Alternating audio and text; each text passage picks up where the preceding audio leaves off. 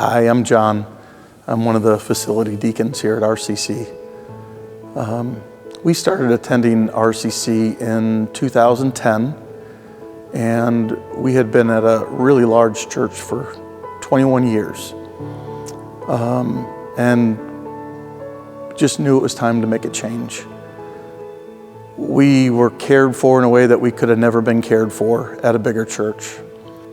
We were able to know other people and just grow deeper with them instead of knowing a lot of people, just a very little bit. So with that came a hurt from a particular couple. They don't attend here anymore, but they knew all of the hardest things and actually had gone through them with us. And it felt like betrayal. It felt like almost like they wanted to wound us particularly and not take us out, but just hurt us as badly as they could. And they did.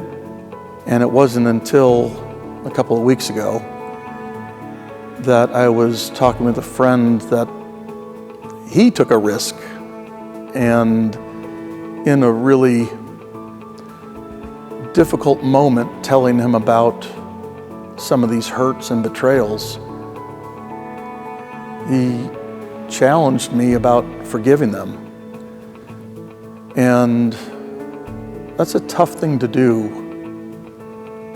when you're known to have the superpower of holding a grudge. But after talking with him, and he just left me with a couple of verses that he thought were really key, and they really were. The next morning, a friend of mine had posted something on Instagram, which was one of those very same verses. And I've heard these verses, and I've known these verses, but it was one of those times where, like, it didn't feel real until this situation. It hit home unlike it had before. And knowing the offenses that I have committed against God, and He continually forgives me. And withholding forgiveness of another believer in Christ,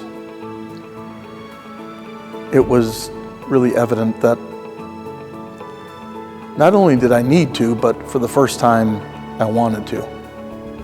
In the middle of the night, I woke up, and sure enough, I was thinking about this couple and forgiveness. And for the first time, I felt like I forgave them. I would say that I'm pretty stubborn. And I wouldn't just go with the flow. I'd like to say things because I mean them and not because I should. And so that Sunday morning at 2:00 in the morning, it was a different feeling where I just knew that it was right. And I asked to forgive them. And the next morning, I was able to serve in the nursery.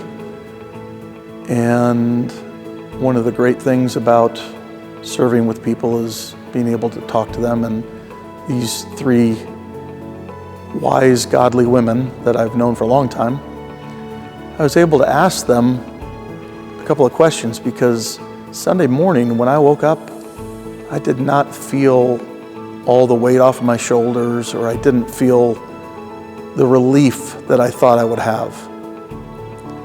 And they all kind of agreed that this is just the first step in forgiveness. And there may be many layers of forgiveness, or still waves of anger about this, and still having to choose forgiveness.